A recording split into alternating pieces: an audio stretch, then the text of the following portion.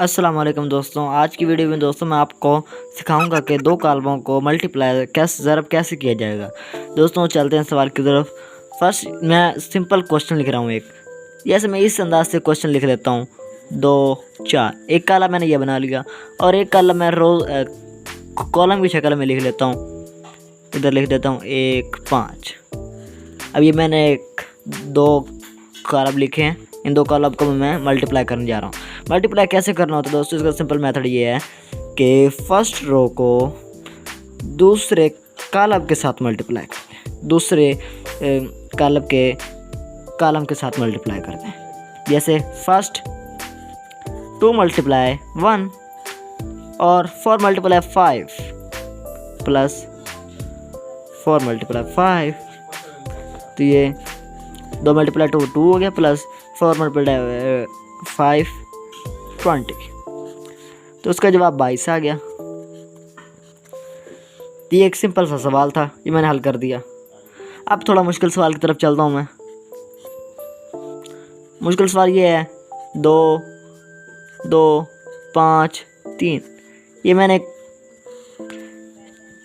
4 digits वाला column लिख लिया। अब इसके बाद एक और 4 डिजिट्स वाला कॉलम लिख लिया, 5 2 3 6। ऐसे मैंने अपनी तरफ से लिखे हैं। अब इसके बाद हमें कैसे हल करना है। इसका हल करने का तरीका ये है कि फर्स्ट रो को दूसरे कॉलम के फर्स्ट कॉलम के साथ और फिर उसी फर्स्ट रो को दूसरे कॉलम के सेकंड कॉलम के साथ करना है, हल करना है। इसी तरह इसके सेकंड रो को दूसरे कॉलम के फर्स्ट कॉलम के साथ और सेकंड कॉलम के साथ भी करना मल्टीप्लाई। तो 2 × 5 करता हूँ, 2 × 5 हो गया, प्लस 2 × 6। अब इसके बाद इस साइड पे आके 2 × 2 और 2 × 3 प्लस 2 × 3 ऐसे। अब सेकंड रो को दूसरे कॉलम के फर्स्ट कॉलम के साथ और सेकंड कॉलम के साथ मल्टीप्लाई करना है। 5 × 5 प्लस 3 × 6 ऐसे। अब इसी तरह सेकंड कॉलम के साथ इसी को मल्टीप्लाई करेंगे। 5 × 2 प्लस 3 × 3,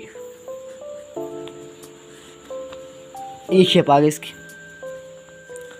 अब इसके बाद 5 × 2 10 प्लस 2 × 6 12 और ये 4 + 6 25 प्लस 80 और 10 प्लस 9। तो ये इसका सिंपल शक्ल आ गया। अभी हम इसको जमा कर लेते हैं। 22 10, इसी तरह ये 9th, इसी तरह ये 43। तो ये दोस्तों आपने दो कॉलम्स को ज़रब कर लिया। दोस्तों उम्मीद है आपको ये क्वेश्चन समझ आ गया होगा। ये क्वेश्चन 9वीं से स्टार्ट होते हैं इनको हल करना, मैट्रिक्स को, और 9th 10th 11th 12th तक ये क्वेश्चन चलते हैं। देख लें दोस्तों, मज़ीद आपको समझ आ गया। अगर आपको समझ नहीं आया तो आप इस वीडियो को बार बार देखें ताकि आपको अच्छी तरह समझ आ जाए।